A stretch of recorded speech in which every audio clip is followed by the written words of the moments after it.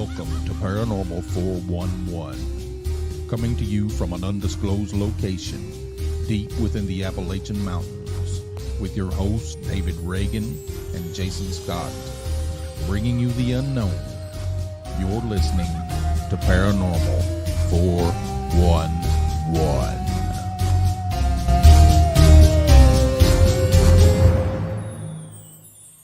Hello, everyone. Hey, you know, they always say the third time's a charm. Yeah.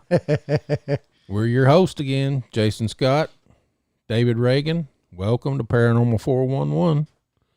Welcome. We got a great show tonight lined up. We're going to be talking about ancient evidence of UFOs and aliens. Yes. Hey, we also have a book. You can find it on Amazon. All you have to do is search for East Tennessee Hauntings and Lore. It is a great coffee table book. Oh, yeah. Hey, and if you're also looking to find us, you can do that on paranormal411.org, Paranormal 411 on Facebook, YouTube, and Twitter. We're also, tonight's the first night, everybody, Saturday night, 10 p.m. Eastern Time on WDJY-FM out of Atlanta. And you can go to WDJYFM.com and listen to us live at 10 p.m. there. And we're also on all of your favorite podcast platforms. Oh, yeah. Join us. Hey, and be sure to check out Eddie and Susan over at Legends and Lore Pizzeria in Madisonville. They got some great food and maybe a couple of stories to share. They do. They're awesome. And we want to thank Catalyst of East Tennessee for letting us use their music. Yep, absolutely. You could also find them on our website at paranormal411.org. On the first page, you could see their link there, and you could go to their band labs and listen to and purchase their music. Yeah. Hey, we also have Roger Bob in studio and Daryl. What's hey, up, guys. Roger and Daryl? Daryl ain't got a microphone. He got headphones, though. He could holler. Hey, before we get started, we need to take a quick little break. Oh, yeah. To get our 2 or 3 little sponsors in. Remember, we're your host, Jason and David, and you're listening to Paranormal 411. And I think he's ready. We're ready. We're ready. Remember, we'll be back right after this quick break, and tonight we are talking about what, Jason? Aliens, ancient alien texts and UFO evidence. Yeah, absolutely. All right, we'll be back after this quick break. This is Jeff Reagan of the band Catalyst. Visit Paranormal 411. Click on our link on the right-hand side to listen to or purchase any of our albums on BandLab. Hey, this is Eddie from Legends and Lore Pizzeria, and I listen to Paranormal 401. Love y'all. Yeah, I was and keep it noticing that. squatchy. That's crazy.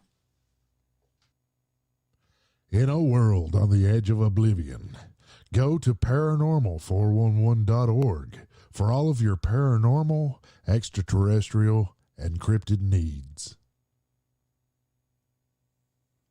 Hey, this is Eddie from Legends and Lore Pizzeria in Madisonville, Tennessee. Cool little pizza shop with a paranormal and cryptid theme. Just voted best pizza in Monroe County. Follow us on Facebook at Legends and Lore Pizzeria to get the latest updates on hours, specials, and new menu items.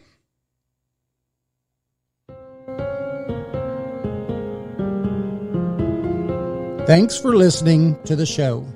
You can find us on Facebook and Twitter at Paranormal411. Join us on the website at paranormal411.org. It's free to sign up and become a member. All of our upcoming shows are on the guest and events page. You can also listen to past shows on the website as well. And if you like the show and want to support us, you can do that by becoming a premium member for only $2 a month. Thanks for listening to Paranormal 411. Join us.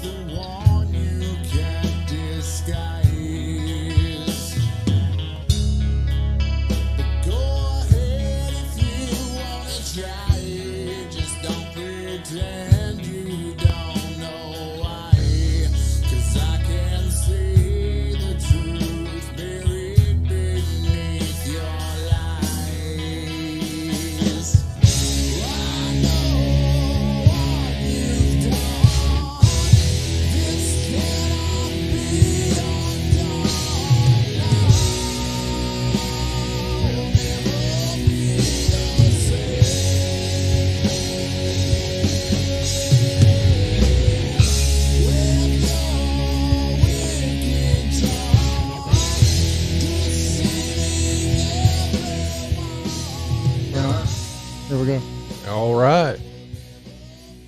Welcome back. Welcome back to the show. And that again was Catalyst, East Tennessee. Yep. I want to thank them again for the great music. And got a great show tonight. Maybe if everything would stop. I don't know what it's doing. Yeah, maybe it'll catch up here in a minute. I don't know. I think I could start doing jumping jacks because hey, you know what this is? Freeze frame. Freeze frame. That's it. Freeze frame. I don't understand what's going on. We've never had this problem before. Oh, turn it off. See, it shouldn't be 500 megs a second. Shouldn't. There we go. Oh, Jason just refreshed it. We're good. We're good. See, So, that'll catch up here in a second, Raj. what are we talking about, David? Oh, we are going to be talking about all the different places in ancient texts that we're pretty sure that they're talking about Aliens. It's aliens. Hello, everybody. Hello, Eddie. Hello, Marianne. Hello, Vicky. I don't know if that's Mom or if that's Dave, but hey. Eddie says aliens are interfering. Yeah, I think so. Something is. What's up, Roy? We've had to restart 3 times and never have had to do that before. It's the aliens. They don't want this out. Yeah. They don't want us to tell you what we know. That's funny. It is. So, Jason, you want to start this show? Well, we can start with, I guess, the most controversial one. Oh. Um, You want to talk about a lot of people. the UFO accounts in the Bible Yes. that we believe are UFO accounts in the Bible? Yes. I love it. You know, the Bible contains some of the oldest UFO sightings on record. If you'll just read it, Yes. including perhaps the most famous one of all. And a lot of people may not like this, but I'm just giving you some information. You can believe it or not. And I mean, and we're not professing that we know all this. This is just, This is just some theories. Yeah. The Star of Bethlehem. yeah. It makes sense. Uh-huh. So the Star of Bethlehem led the wise men Right. to where? To Jesus. I mean, it says it was moving. Yep. Right? Sure did. That's pretty crazy, isn't it? Yeah. Hmm. What do you think? I've never really thought about that one. I've thought of so many others that were in the Bible. I never really thought about that one. But I don't see why not. If we were to think about it, the wise men went and seen Jesus when he was a toddler. Right. So he was probably a year old or 2 year old. And I thought they came when he was in a manger. No. Yeah. No? Not really. Well, why does it say that? That's Wrong interpretations. Yeah. Yeah.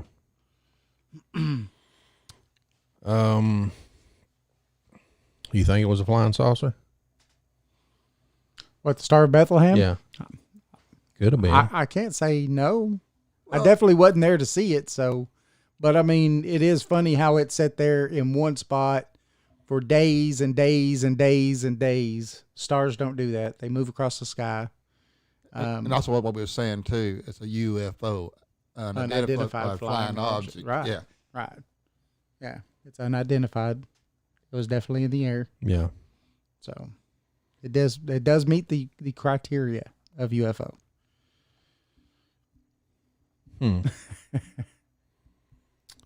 The Bible also refers to otherworldly origins when speaking about his disciples.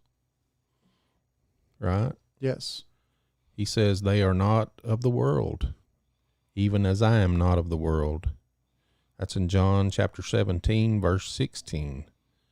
And later, he explicitly describes himself as being from the bright and morning star. in Revelations chapter 22, verse 16.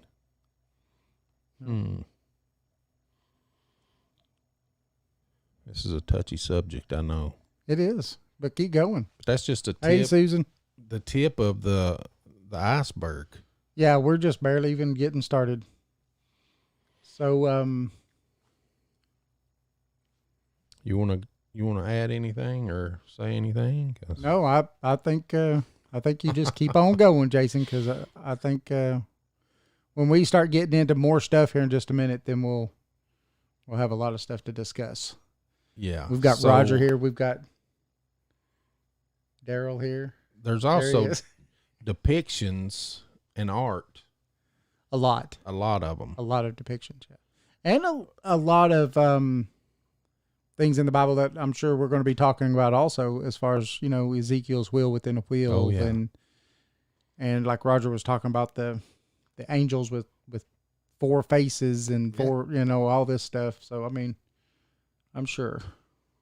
Yeah, you can tell him about Ezekiel's wheel because that's the most quoted account of a UFO in the Bible, I think.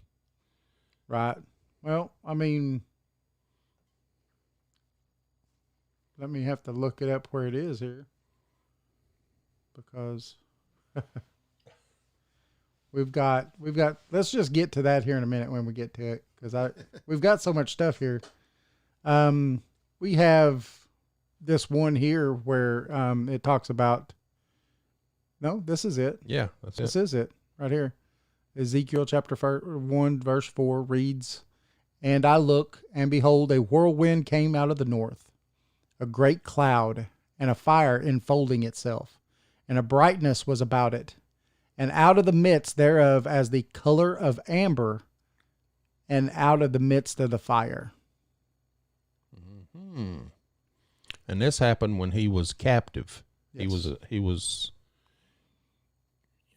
in Chaldea, next to the Chebar River. So he was he was a captive there. Right. They say that this description is also dated by scholars as occurring in approximately 600 BC. So, and I do think it is a description of UFO. What is commonly described as a close encounter of the third kind. A whirlwind came out of the north, Yep.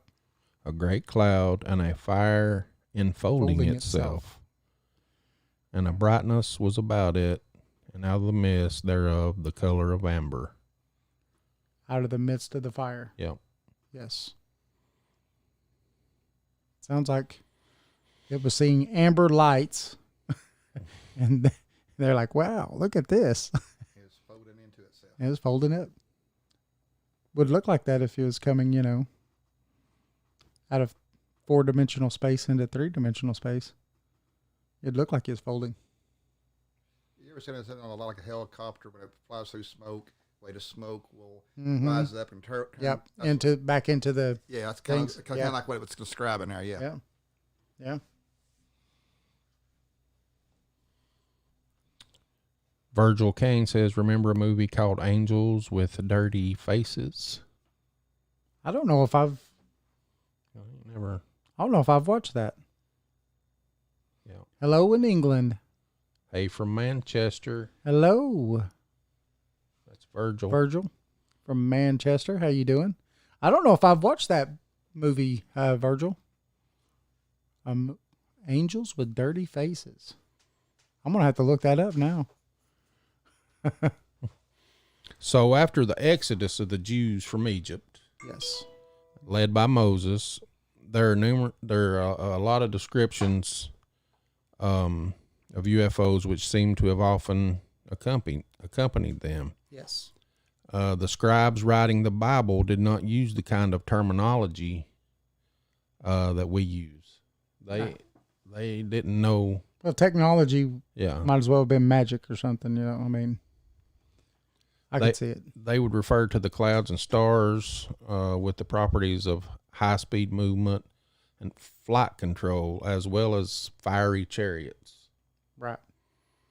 and so on. So Here's a extract from the book of Exodus, chapter 13, verse 21 and 22.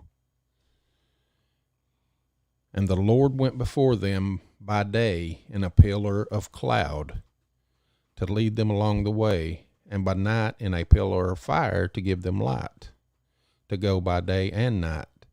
He took not away the pillar of cloud by day, nor the pillar of fire by night from before the people. So the description of pillars of cloud and fire is pretty close to the cigar-shaped description of a UFO. Well, that's exactly what I was thinking too, is, when you see a pillar, you think of exactly that, right? Mm-hmm. A cigar shape, the classic cigar shape that people see. And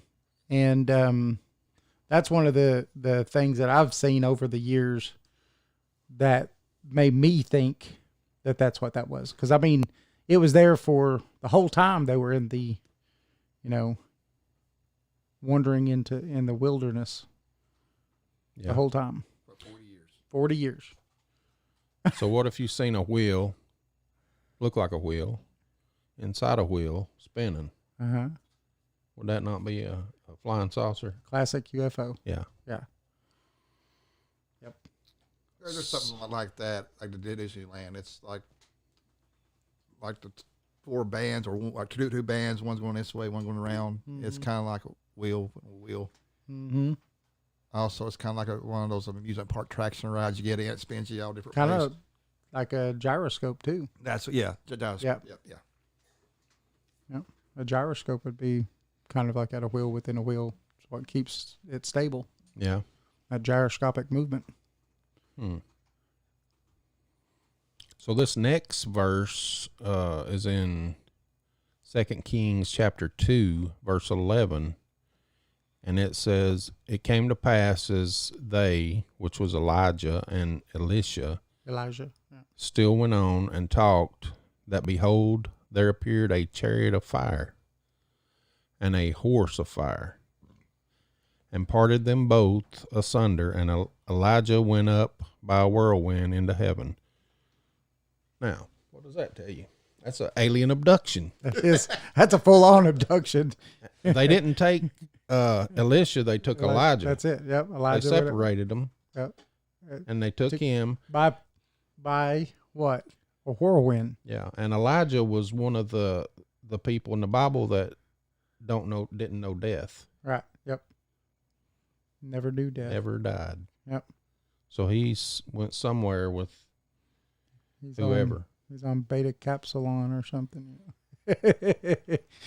He's up on Nibiru. And talking with the Sumerians. Chariot and the horse would represent the vehicle.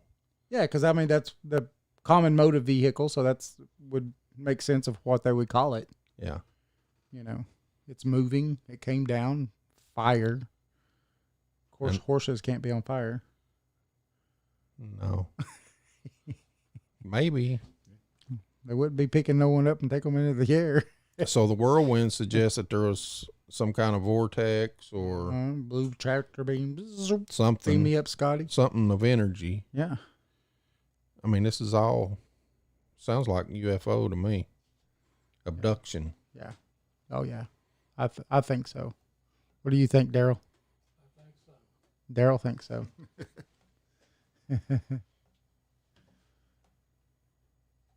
What's the next one, Jason? Well, we got the prophet Zechariah. He gave a very precise description of a UFO in chapter 5, verse 1 and 2. Okay. And it reads, Then I turned and lifted up mine eyes and looked, and behold, a flying scroll. So this is what these people see. So see, that would be another cigar-shaped object. Yeah. And he said unto me, What seest thou? And I answered, I see a flying scroll. The length thereof is 20 cubits, and the breadth thereof 10 cubits. Wow. What would you say, Roger? Well, a cubic is about 3 foot. So 60 by 30. Yeah. pretty good size.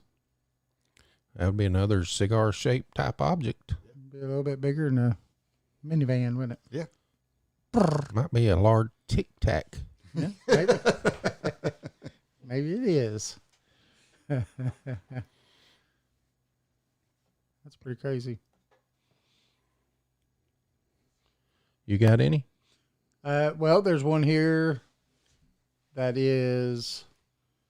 We already kind of talked about the Star of Bethlehem. Well, we didn't go into it. We didn't read no scripture or nothing. So, in here you have one that talks about the Star of Bethlehem, which is in the book of Matthew, chapter 2, verses 9 through 11. And it says, "And lo, the star which they saw in the east went before them, till it came and stood over where the young child was. When they saw the star, they rejoiced exceedingly with great joy. And when they were come into the house, they saw the young child with Mary, his mother, and fell down and worshipped him." See, there it's not in a manger; it's in a house. So this is sometime after. Right. Yep. Yeah. Roger, you're right. And that's what it says, right? 3 wise men went into a stable of Bethlehem. If a star were to come near enough to this planet, assuming that the gravity allowed it to, and then pinpointed a country, never mind a city, never mind a young child in a stable or in an inn, there'd be a pretty big catastrophe if a star got that close. A dire cosmic catastrophe. Right. So, it's definitely not possible. Not in our laws of physics. This was some kind of objects that came in and said, "Hey, this is, this is it. This is where they are. This is exactly where they are. Not even this is where they are. This is exactly where they are." While we're talking about this, I was watching something the other day about the birth of Jesus, and this guy, I guess he was some kind of scientist, but he somehow had blood that he had analyzed from way back when. He said it was the blood of Jesus, and he had it analyzed, and there was only 42 chromosomes in it. How many does a human have to form in a? I think it's 46 or 8. Anyway, it was missing the father's chromosomes. Let me look it up. And he swore up and down that it was, that was Jesus's blood, and that it only had 42 chromosomes, but it was totally human. Only had the mother's DNA, not the father's. 46. We have 46. Humans have. I just thought that was 23 interesting. pairs, so it's 46 chromosomes. Well, if you was to think if the Stratatoran is real, there's blood on it too that they analyzed. Right. Yeah. I don't know. I've seen so many things on the Shroud of Turin, and the thing about it that gets me is the fact that during the Middle Ages, and when they've carbon dated it, it dates back to the Middle Ages. The reason they say that, though, is because it was in a fire, and then that hurt the whatever. But during the Middle Ages, who was it? It was trying to remember. Leonardo da Vinci, I think it was working with making a kind of photography, the first photography, and it would take a sheet of some kind, and he'd put chemicals on it, and he would open up this eye and have someone sit there and reflect off of a mirror or something onto it. Now, it took hours to do, but it made this exact same type thing on the cloth. It was like a negative. And they know that he was doing that at that time. The exact same thing that they say that this is. So, to me, it almost is like, I don't know. I would need more evidence that it is as old as they say it is. and then if it's been in the fire and stuff that it's been in, there's no way of getting that. It's just that's destroyed. Right. It was in a church, and the church caught on fire, and it Right. and Got it was, the smoke and and it was in a metal box, right. and the edges of it got so scorched. Right. Well, then there's supposed to be the smoke off the fire that got into it Right. that messed up the carbon, and it's possible it is, but for me, it's hard to wrap my mind around it. When we know at a certain time, there's a famous guy that was making portraits like that, or he was messing around with doing stuff like that. So I don't know. Mm. Uh-oh, Jason's getting hard into something here. What are you getting into? Well, I was gonna switch the wheels a little bit. Let's do it. And go to some old Eric. Eric Von Denigan. Yeah, Oh, let's do it. the Sumerians. Know what I mean? Yeah.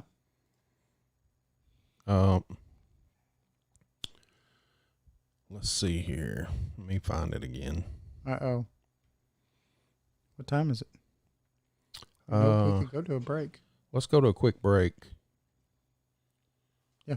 And Let's do a quick break. Yep. And then that way it'll allow us to switch gears and find the next chapter of what we're going to be talking about anyway. all righty. So remember, you're listening to Jason and David and Paranormal 411. We have two guests in studio, Roger and Daryl. Right, guys? I'm Roger, and that's my other brother, Daryl. Over. That's it.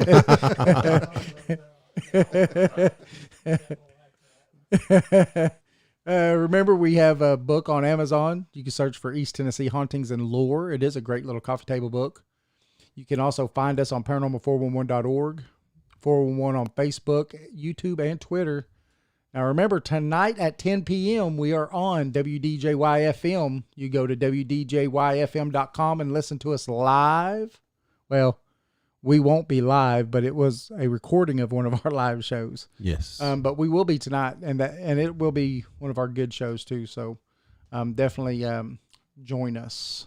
So we'll be back right after this really quick break. This is Jeff Reagan of the band Catalyst.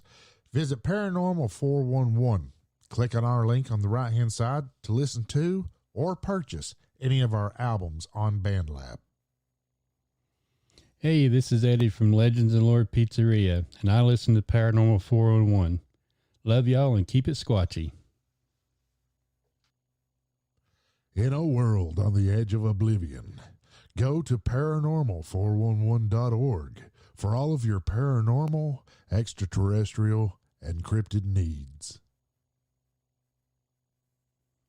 Hey, this is Eddie from Legends and Lore Pizzeria in Madisonville, Tennessee. Cool little pizza shop with a paranormal and cryptid theme. Just voted best pizza in Monroe County. Follow us on Facebook at Legends and Lore Pizzeria to get the latest updates and hours, specials, and new menu items.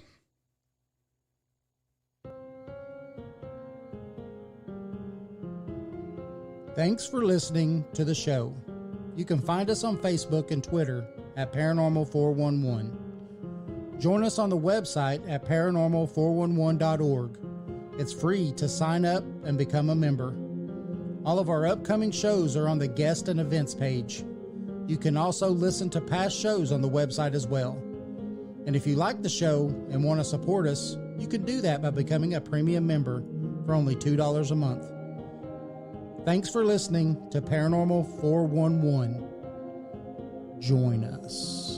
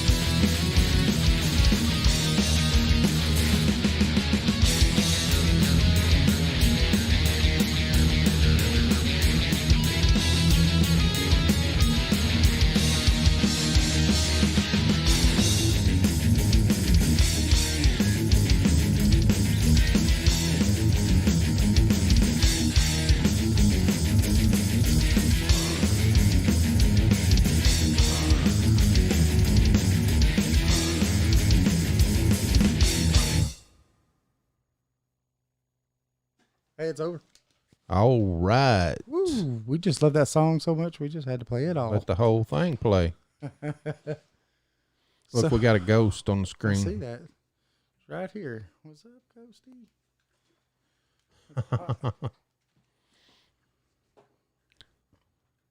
So we're back. Back David's again. back. Jason's back. Tell your friends. Yeah. We're going to talk a little bit about. Well, let's welcome Mudgy. He's in the Podbean chat room. What's up, Mudgy? Haven't seen him in a while. I mean, we hadn't been on Podbean in a while with a live show. That's it.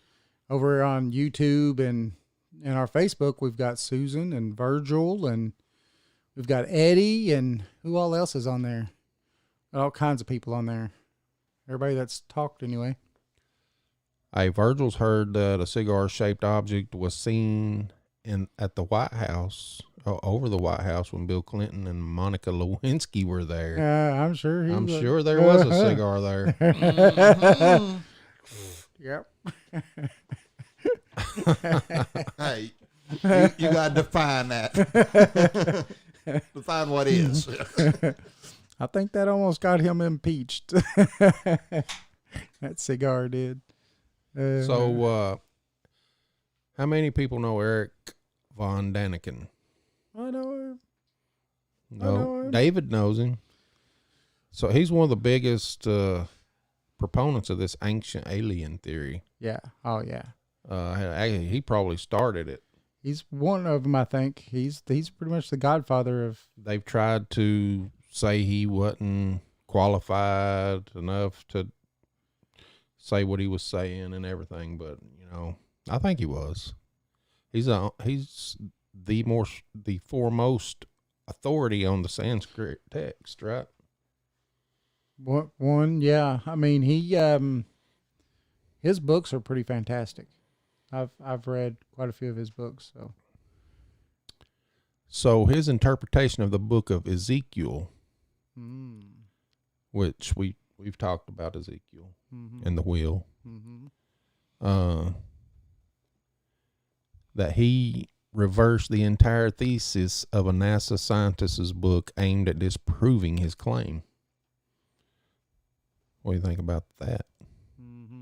In the 70s, Von Daniken was invited to a secret speech at NASA where he met Joseph F. Blumrich. Okay. The two spoke about his ancient astronaut theory from his book, Chariots of Fire, or Chariots of the Gods. Yep. It was the idea that Ezekiel's vision was that of a space shuttle rather than a chariot.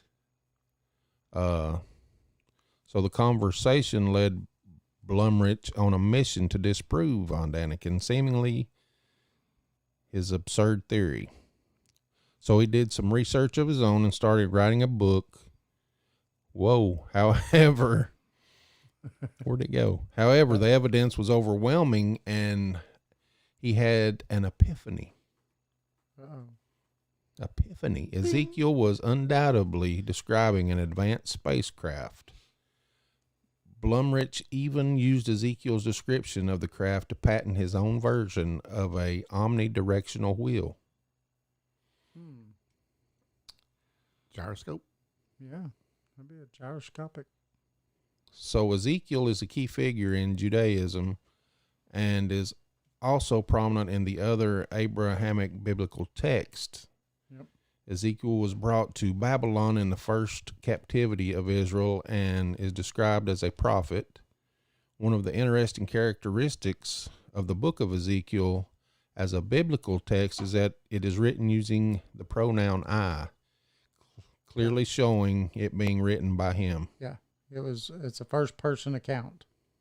Yeah. I saw this. I did this. A lot of books in the Bible is Yes. It's third written in the person. third person. Yeah. Yeah. so it tends to give a little more credit and personality to the story as it's told. Yep. So here's exactly what Ezekiel said. I looked and I saw a windstorm coming out of the north, an immense cloud with flashing lightning and surrounded by a brilliant light. The center of the fire looked like glowing metal, and in the fire was what looked like 4 living creatures. In appearance, their form was human, but each of them had 4 faces and 4 wings. Their legs were straight, their feet were like those of a calf, and gleamed like burnished bronze. Oh, wait, right there. So, could that be them looking like they've got metallic looking boots on? Yeah. Would make you look like you had hoofs. And of them looking like burnished bronze because they would be a metallic boot. Mm-hmm. Said they gleamed, Gleamed. shined. Mm-hmm. Yep. Unless the creature was just that way. Like Elvis, you know, up on stage with all of his bedazzled uniforms. Baby. Baby. Thank you very much. So under their wings, they had human hands. All 4 of them had faces and wings, and the wings of one touched the wings of another. Each went straight ahead. They did not turn as they moved. So the wings could be anything. Maybe they have wings. But what's funny is that when you talk about the ancient Sanskrit from India, a lot of their vimanas are described in the same way, with wings and the. Oh yeah. But they were just they knew though they were flying ships that took their gods from place to place. Wow. So as I looked at the living creatures, I saw a wheel on the ground beside each. This was the appearance and structure of the wheels. They sparkled like topaz, and all 4 looked alike. Each appeared to be made like a wheel intersecting a wheel. As they moved, they would go in one of the 4 directions the creatures faced. The wheels did not change direction as the creature went. Their rims were high and awesome, and all 4 rims were full of eyes all around. Spread out. Windows? Yeah. Spread out above the heads of the living creatures was what looked something like a vault, sparkling like crystals.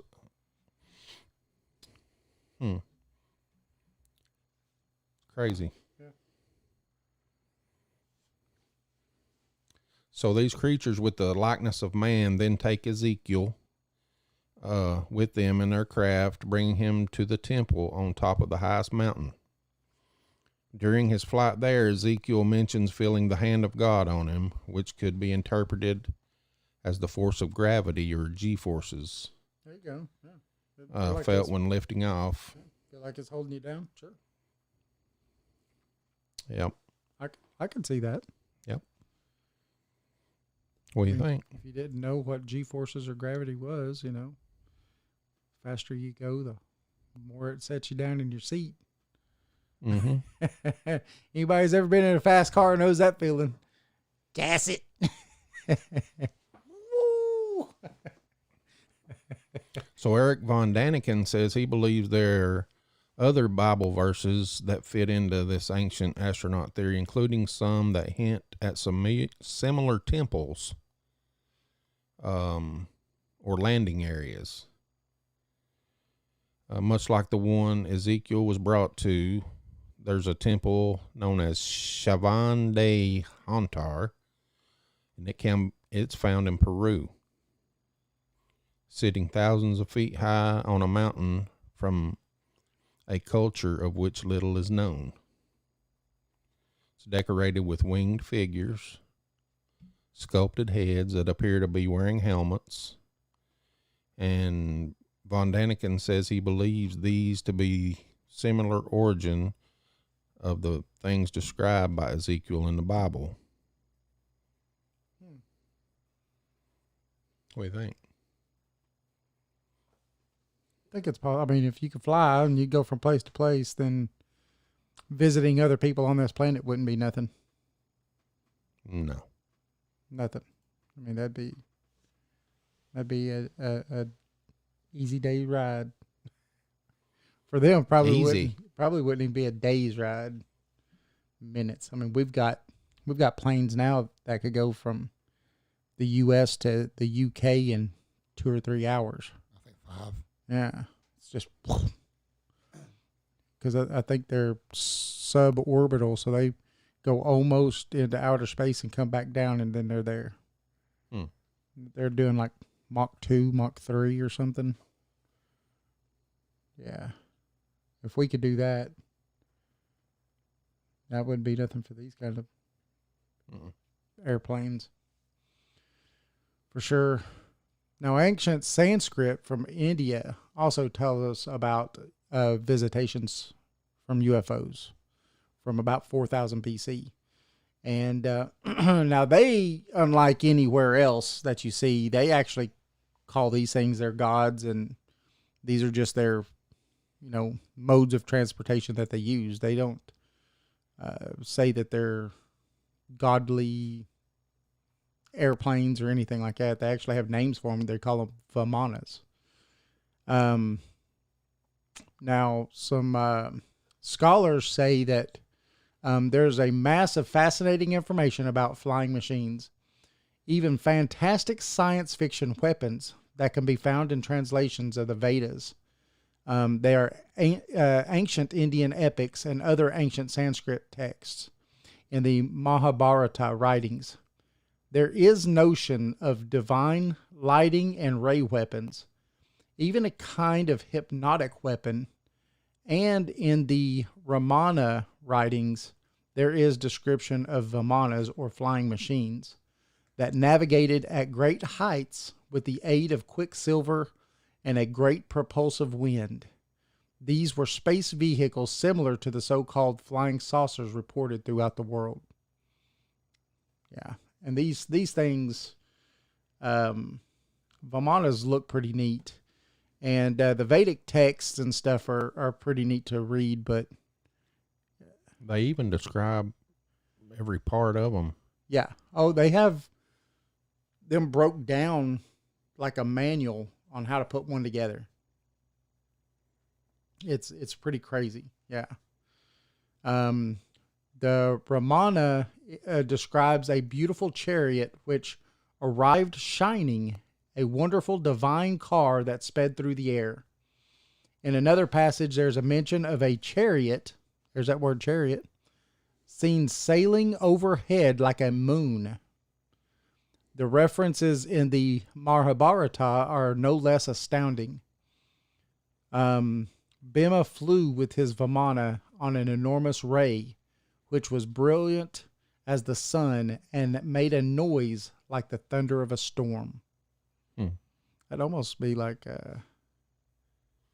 Going on a trip in my crazy rocket ship through the sky. Quit it, man. You're embarrassing me. It can't take you nowhere. But that does sound like a rocket ship. Yeah. Those things are loud when they take off. Have you ever noticed, like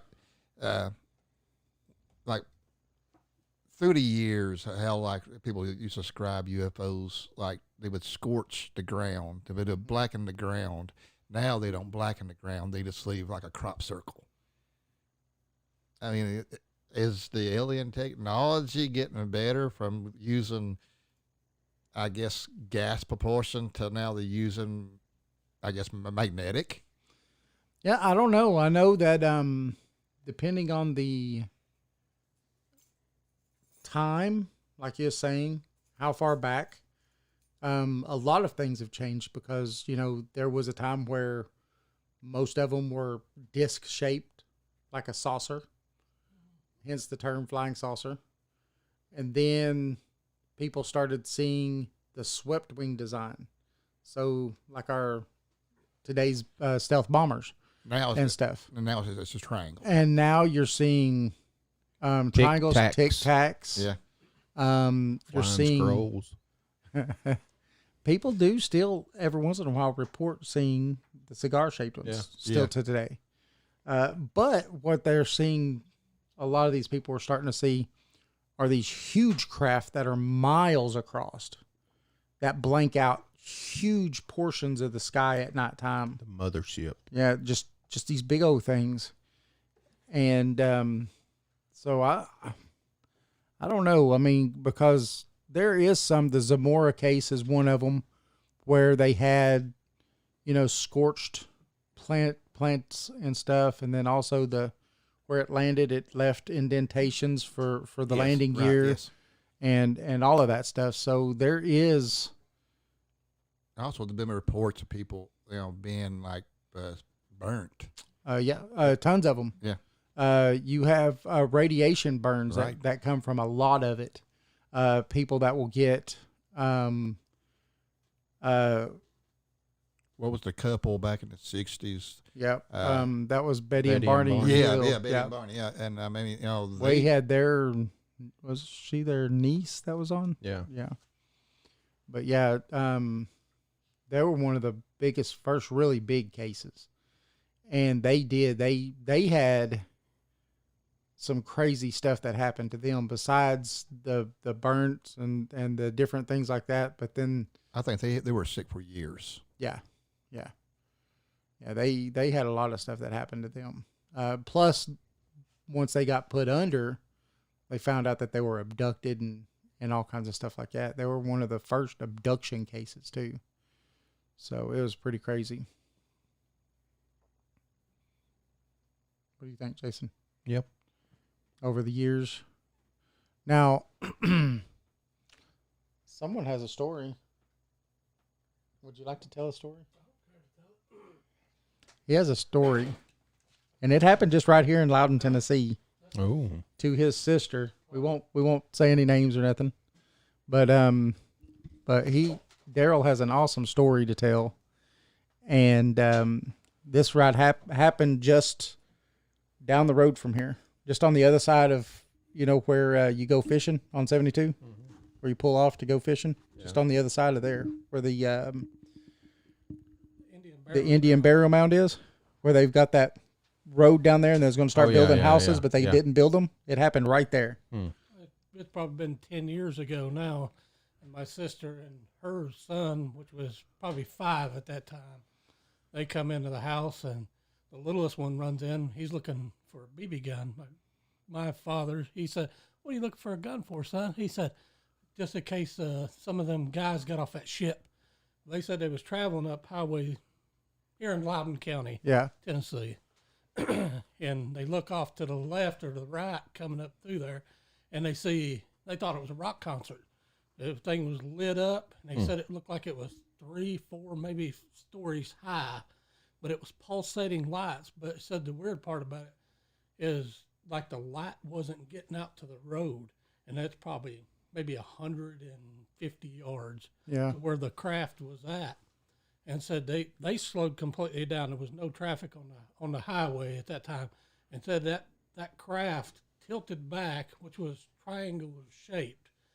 And probably she said it was huge. Said it looked like best way she could describe it is like a big apartment building, and it leaned back and tilted back and nose towards the sky, eased up, stopped, gets tree level, 40 feet off the ground at least.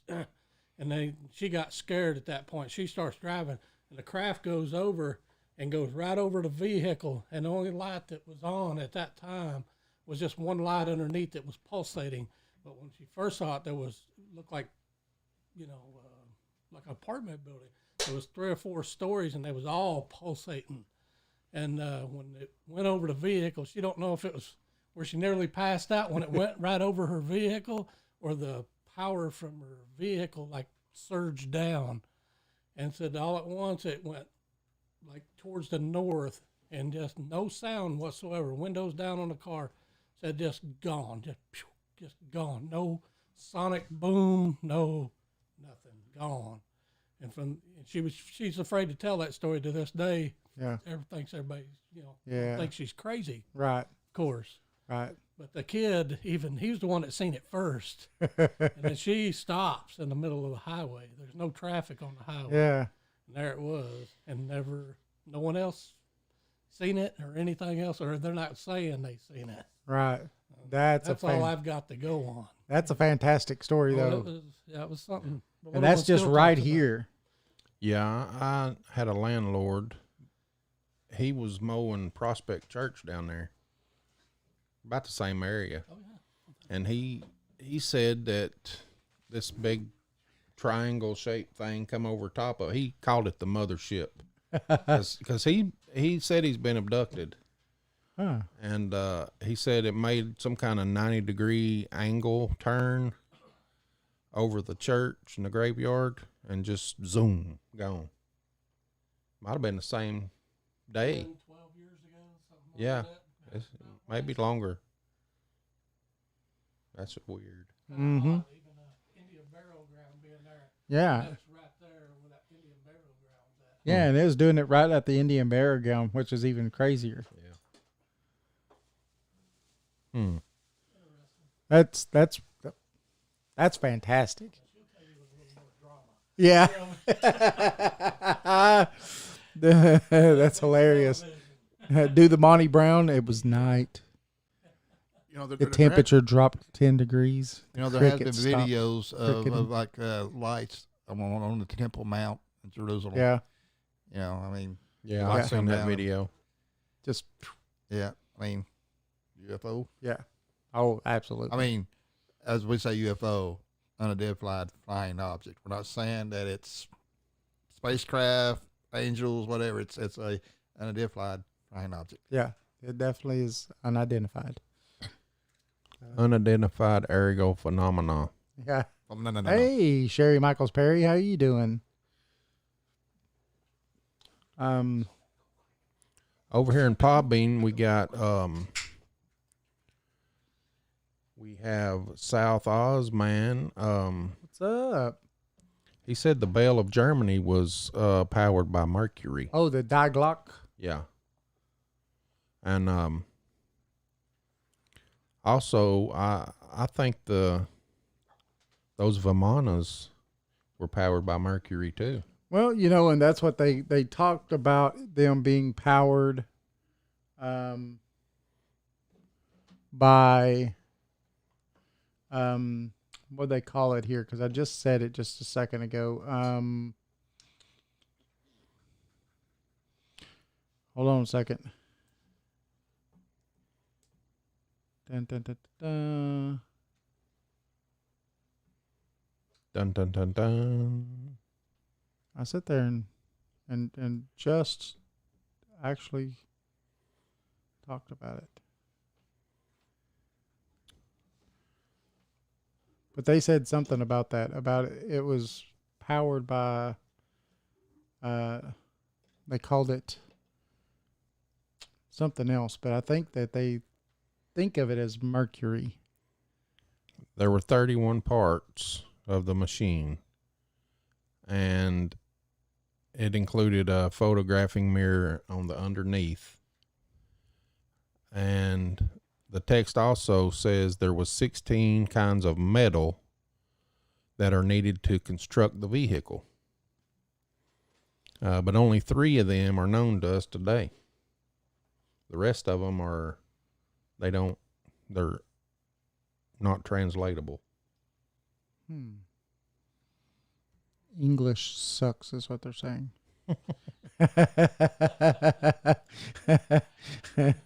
They're saying English sucks so bad because you don't even know what we're saying. Oh, yeah.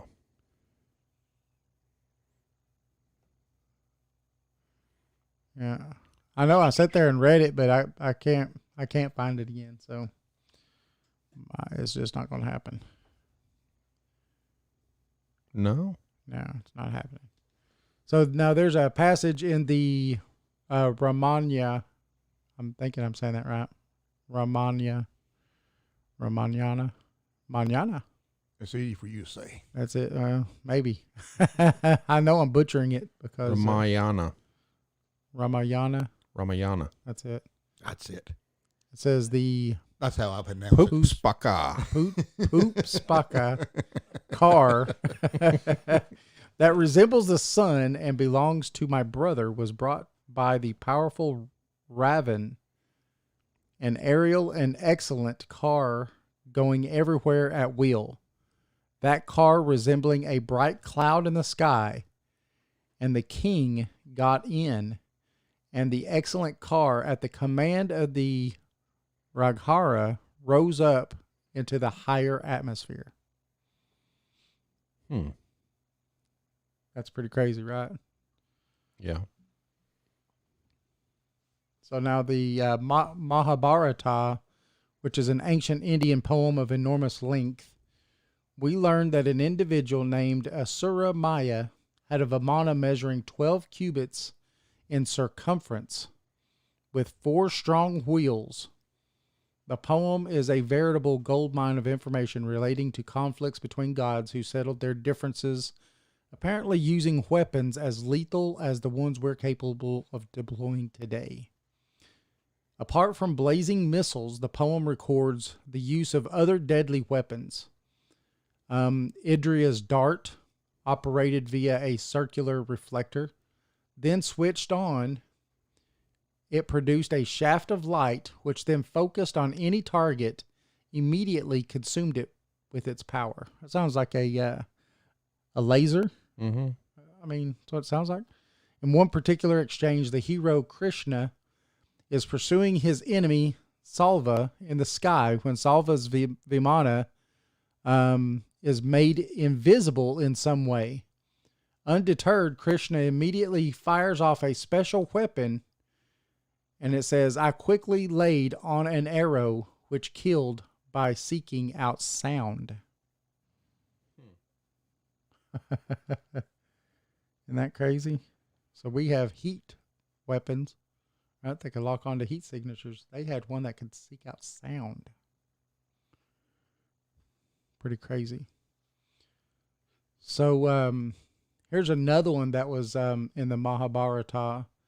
It says, flying in his swift and powerful Vimana, hurled against the 3 cities of the Vishnas and Anikadas, a single projectile charged with all the power of the universe. An incandescent column of smoke and fire, as brilliant as 10,000 suns, rose in all its splendor. It was the unknown weapon, the Iron Thunderbolt, a gigantic messenger of death which reduced to Ashid entire race of the Varishnas and Anacondas. So that sounds like a freaking nuclear weapon. Nuclear weapon, yeah. Just like a nuclear weapon. Could you Especially imagine? 1,000 suns. I mean, come on now. Could you imagine being a Stone Age people and seeing these people flying around doing shit like that? And that makes sense because, I mean, over there they do find vitrified, remains of buildings and things like that, which they can't just get that from a fire. You got to think what exploded in Russia, to knock down, trees miles around. Right. Well, some would say that could have been Tesla.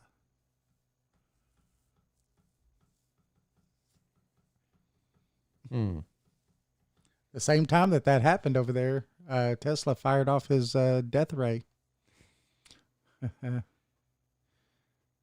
He had a guy there was a guy that he was speaking to in Antarctica that he was supposed to light the sky up using it to help him navigate. And he threw in everything he had. And it was at that same time that happened in Russia.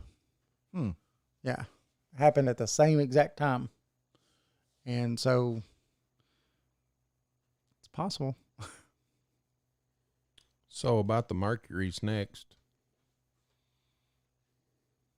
Let's see here. See, on the after effects. Is that it? So the after effects of this Iron Thunderbolt have anonymously recognizable ring, right? Apparently, those killed by it were so burnt that their corpses were unidentifiable.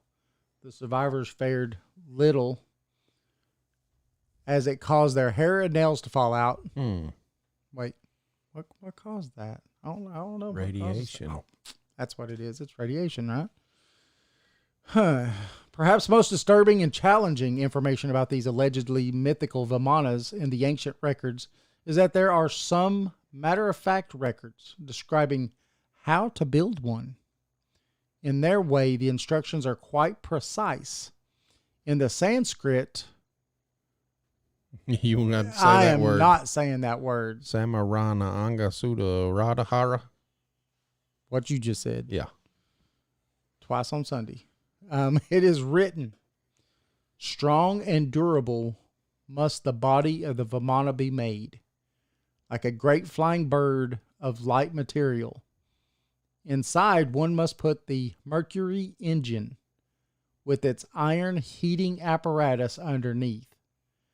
By means of the power latent in the mercury, which sets the driving whirlwind in motion, a man sitting inside may travel a great distance in the sky. The movements of the Vimana are such that it can vertically ascend, vertically descend, move slanting forwards and backwards. With the help of the machine, human beings can fly in the air and heavenly beings can come to earth. That's pretty crazy, right? There's also geological evidence of this great war they had too. Yes.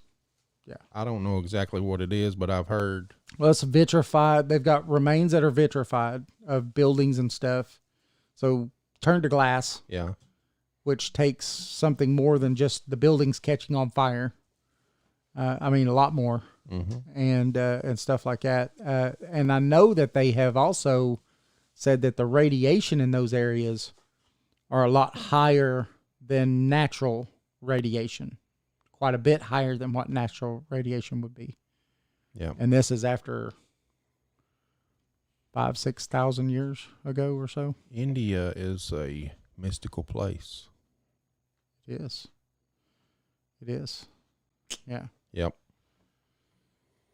What does everybody in the chat rooms think?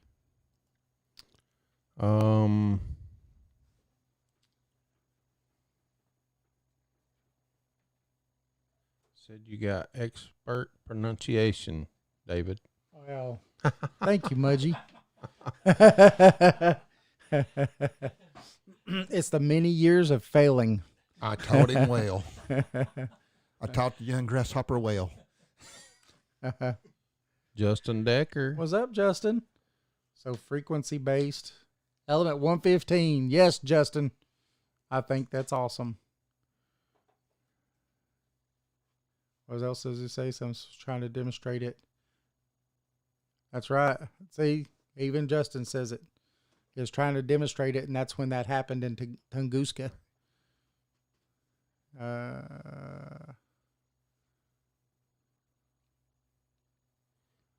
Yeah, I think so. I think they do work some type of centrifugal forces. That's why the machines seem to. My ball and go home. They didn't like what we was talking about. That was crazy. We're not having that kind of problem out of everybody else. There you go. It went a minute ago. Whoops. I think that's us. That's me talking about it. See that? There we are. We're back. Woo! Hey, they're not being friendly with us tonight. No. We're shaking them up. It's shake and bake, baby. Shake and bake.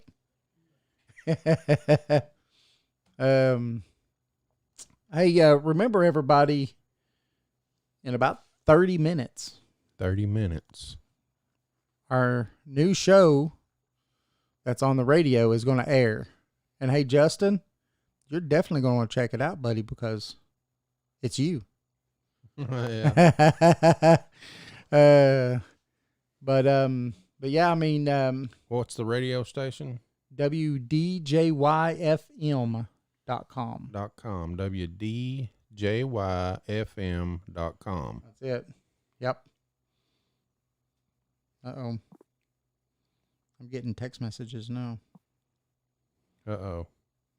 It's because people are like, what happened to you? They didn't like that J.P. Morgan comment. Maybe, you know what? That might have been what did it. Justin. Only telling the truth, right, Justin? That's all we could do, buddy.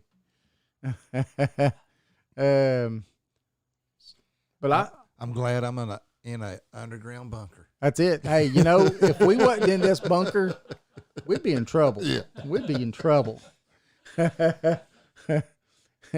Unidentified area too, right, Jason? Oh, yeah. In the Appalachian Mountains. So what else do you have? We was going to talk about one more thing, wasn't we? Yeah, we'll take a quick break Quick break. and come back and talk about the Book of Enoch, Yeah. Let me which see if I was can. not ever put in the Bible No, but because it's too crazy. it is crazy, but it's crazy good. Just because of the information, because he's another one that didn't never die Yeah, he's left along with and- Elijah. and came back many thousands of years. A lot of people believe he's the one who actually built the pyramids because of the fact of when they took him to heaven, they taught him a way to build that would last forever, and stone lasts forever. Yeah. So I don't know. We'll see. We'll get into that here in a minute, though. Remember, you're listening to Jason and David, and also our guests tonight that are on here with us, right? Roger and Daryl. Yep. And you're listening to Paranormal 411. We'll be back right after this quick break. This is Jeff Reagan of the band Catalyst.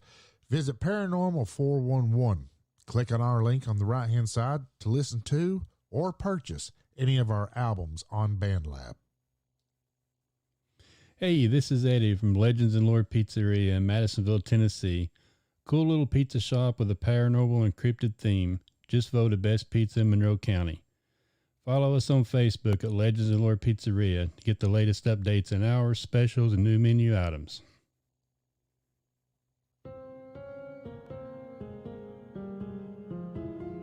Thanks for listening to the show. You can find us on Facebook and Twitter at Paranormal 411. Join us on the website at paranormal411.org. It's free to sign up and become a member. All of our upcoming shows are on the guest and events page. You can also listen to past shows on the website as well. And if you like the show and want to support us, you can do that by becoming a premium member for only $2 a month. Thanks for listening to Paranormal 411. Join us.